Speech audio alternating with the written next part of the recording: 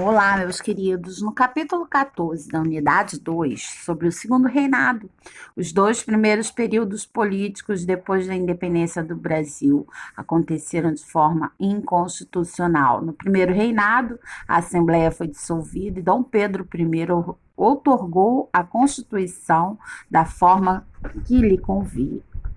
Bom, e nos período regencial, aconteceu a negociação do Ato Adicional de 1834, que modificou a própria Constituição. Com o período político seguinte, o segundo reinado não foi diferente. Para que Dom Pedro II pudesse assumir o império, pois já era um imperador desde os 5 anos, né? Quando seu pai, Dom Pedro I, voltou para Portugal, foi preciso articulação para que ocorresse o golpe da maioridade. Aos 14 anos, o imperador pudesse, de fato, assumir a nação. O argumento dos políticos favoráveis a tal ato foi de que era o desejo do povo, tanto que há registros de cerca de 8.000 pessoas que se reuniram para saudá-lo. Bom, com o golpe da maioridade, restabeleceu-se o poder moderador e recriou-se o Conselho de Estado. Então iniciou-se um período em que o Brasil esteve com Dom Pedro II à frente da nação por quase 50 anos, conseguindo definir as suas fronteiras e manter seu território. Para que o Brasil voltasse a experimentar um período de paz, um dos primeiros atos de Dom Pedro II foi perdoar os rebeldes que faziam ou fizeram parte das inúmeras revoltas no período regencial. Por isso recebeu o apelido de O Magnânimo. Essa prática tornou-se ainda mais regular no ano de 1947, quando Dom Pedro II mudou a configuração política do governo e criou o cargo de presidente do Conselho de Ministros ou chefe de gabinete. O Brasil tornou-se parlamentarista até a próxima etapa histórica, a República. No entanto, foi um parlamentarismo às avessas, pois aqui aconteceu exatamente o contrário do que acontece nos países europeus. O poder legislativo estava subordinado totalmente ao poder executivo. Na economia, o Brasil começou a passar pelo ciclo do café, ou seja, o café tornara-se o principal produto de comercialização. Para chegar a esse posto de principal riqueza, muitas áreas de florestas foram completamente devastadas para dar lugar aos cafezais e cerca de 1 milhão de escravos foram trazidos da África ou comprados do Nordeste. Nota-se que muita coisa mudava no Brasil, só não a sua situação de país agrário e escravocrata.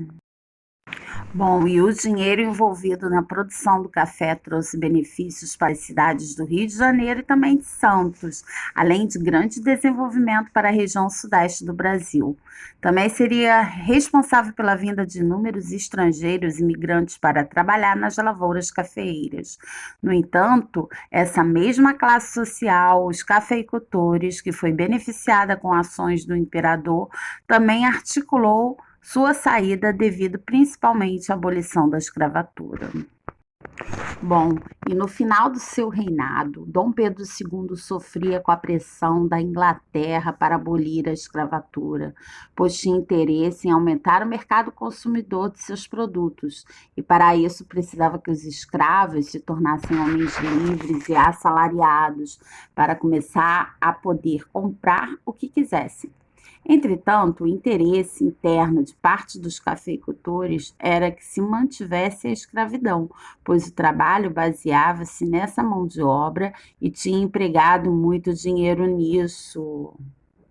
Bom, assim Dom Pedro II tentou adiar o quanto pôde a abolição, lançando leis paliativas como as leis Eusébio de Queiroz, em 1850, que proibia o tráfico e o comércio de escravos, a Lei do Ventre Livre, em 1871, que libertava todos os negros nascidos a partir daquela data em que começou a vigorar, a Lei dos Sexagenários, que libertava todos os escravos com mais de 65 anos, mas pelas condições de vida, a maioria não queria sair dos engenhos. Mas ao se tornar inevitável a abolição, quem fez foi sua filha, a princesa Isabel, assinando a Lei Áurea. Logo, os cafeicultores, que haviam empregado dinheiro em escravos, sentiram-se lesados, porque a lei não previa qualquer indenização pelos escravos libertos, e articularam a saída de Dom Pedro II. Bom, Dom Pedro II também se envolveu em guerras armadas, especialmente na Guerra do Paraguai ou Tríplice Aliança, como preferem os outros países envolvidos no conflito. O Paraguai era um país autônomo, tinha agricultura diversificada, indústrias e não dependia economicamente da Inglaterra, diferente de seus países vizinhos, Brasil, Argentina e Uruguai. Seu líder naquela época era Francisco Solano Lopes, que desejava conquistar parte da costa litorânea a fim de ter uma saída para o mar. Por isso, incorporaria territórios como Brasil, Argentina, Uruguai, juntamente com o seu país, que era o Paraguai.